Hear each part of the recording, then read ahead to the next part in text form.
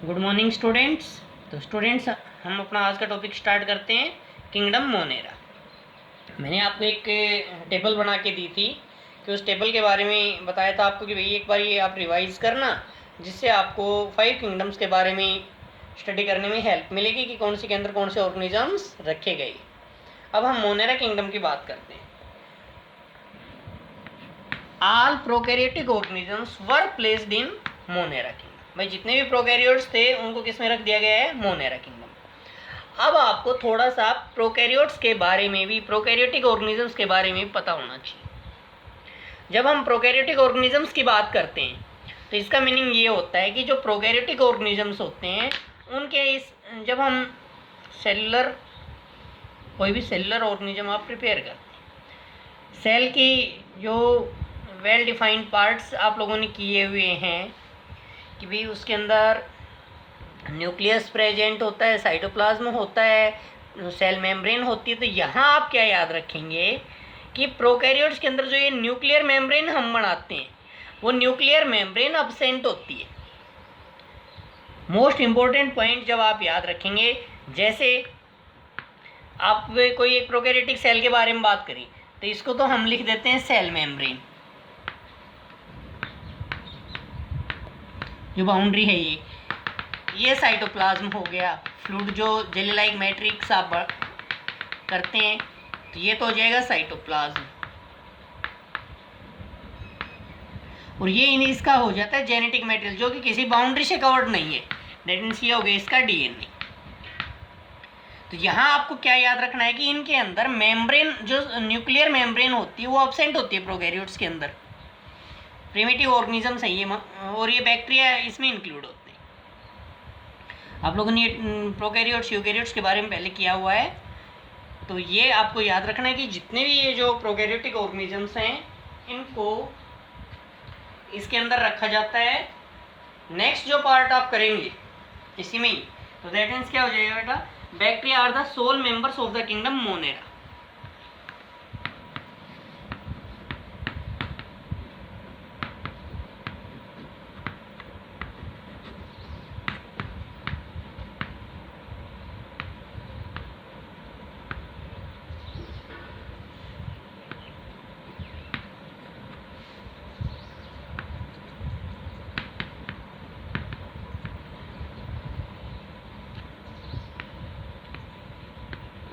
Bacteria हैं वो एकमात्र मेंबर हैं मोनेरा किंगडम के। आपको पता है कि वे बैक्टीरिया आपको हर जगह मिलेंगे। जो एक्सट्रीम हैबिटेट्स होते हैं, चाहे हॉट स्प्रिंग्स हो, डिजर्ट्स हो, स्नो हो, डीप ओशियंस हो, मोस्टली हर प्लेस पे अर्थ के ऊपर आपको बैक्टीरिया मिल जाएंगे। अब इसमें आपको क्या करना है कि जो बैक्टीरिया है ऑटोट्रोप्स भी हो सकते हैं, फोटोट्रोप्स और कीमोटोट्रोप्स और हेटरोट्रोप्स भी हो सकते हैं। अब इसी बेस पे ही हम इन बैक्टीरिया का कुछ क्लासिफिकेशन करेंगे मोनेरा किंगडम में। अगर हम शेप की बात करें बैक्टीरिया की, बैक्टीरिया हैं, बैक्टीरिया की शेप की जब आप बात करेंगे, bacteria are grouped under 4 categories.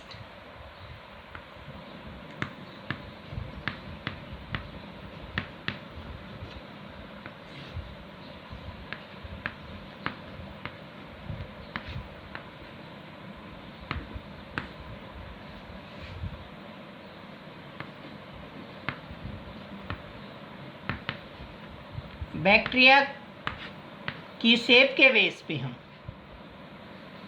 4 categories में डिवाइड करेंगे based on their shape. Shape के बेस पे हम बैक्टीरिया को 4 कैटेगरीज के अंदर डिवाइड करेंगे, जिसमें अब इन शेप के बारे में आप थोड़ा सा डिस्कस कर लेंगे। फॉर एग्जांपल अगर स्फेरिकल है तो कोकस हो गया। आप याद रख लेंगे बेटा, वैसे अगर स्फेरिकल राउंड शेप में है तो उसको हम कोकस बोल देंगे।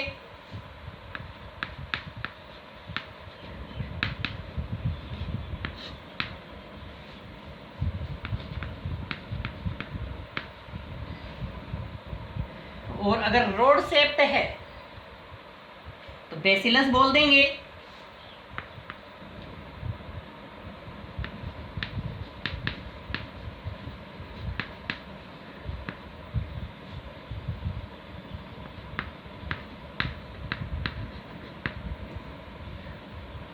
बेसिलस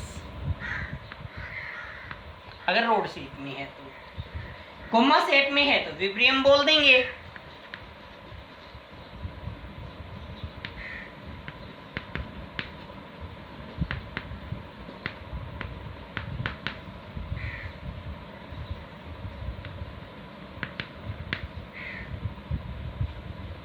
और स्पाइरल शेप है तो स्पाइरुलम बोल देंगे।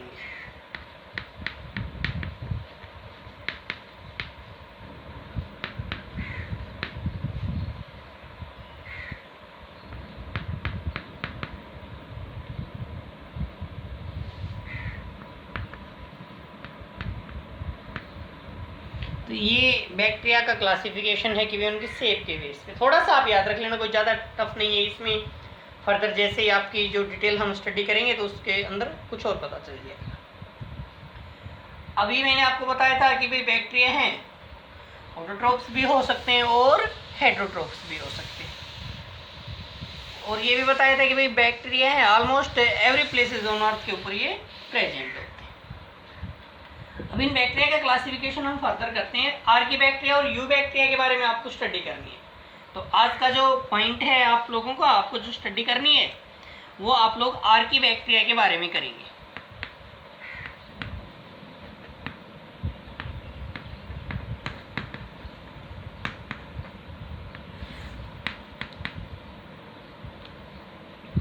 तो आर्की बैक्टीरिया के बारे में स्पेशल और ख़ास बात यह है कि जहाँ हार्श हैबिटेट्स होते हैं, जहाँ टफ से टफ कंडीशन होती हैं, वहाँ आपको आर्की बैक्टीरिया मिलेंगे। Archaebacteria are found in most of harsh habitats. तो आप ये वर्ड भी लिख ही लेंगे इसमें कि भाई Archie bacteria live in some of the most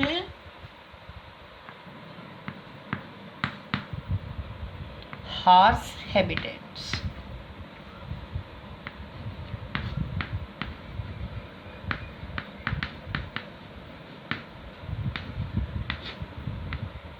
यहाँ ये वर्ड आया हैबिटेट्स। तो हैबिटेट की भी डेफिनेशन आप याद रख लेंगे बेटा।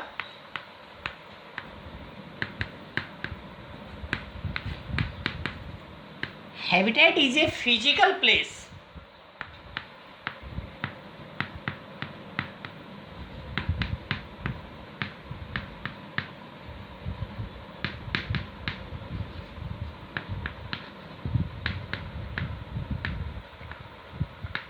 where an organism live।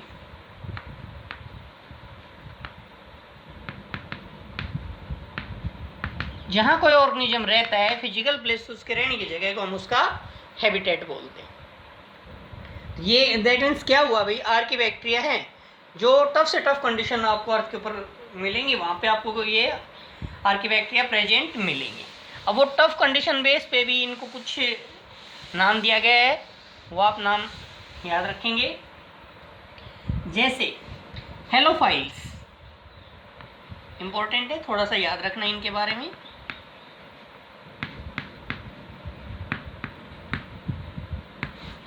जो हेलोफाइल्स हैं जो एक्सट्रीमली साल्टी एरियाज के अंदर प्रेजेंट होते हैं, प्रेजेंट इन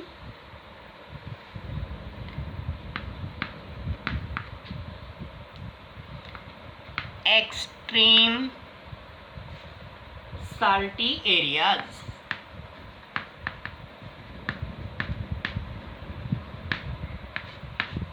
जहाँ ज़्यादा साल्ट है वहाँ पे आपको जो आर्की बैक्टीरिया मिलेंगे, उनके लिए जो हम टर्म यूज़ करेंगे वो हेलोफाइल्स। एक हाई टेम्परेचर को टॉलरेट करने वाले थर्मो एसिडोफाइल्स।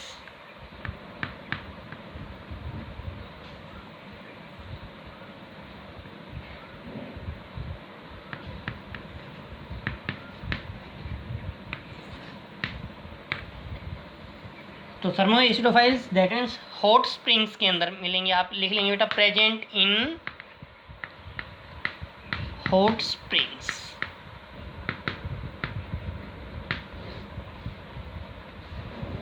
और थर्ड आप याद रखेंगे मीथेनोजन्स।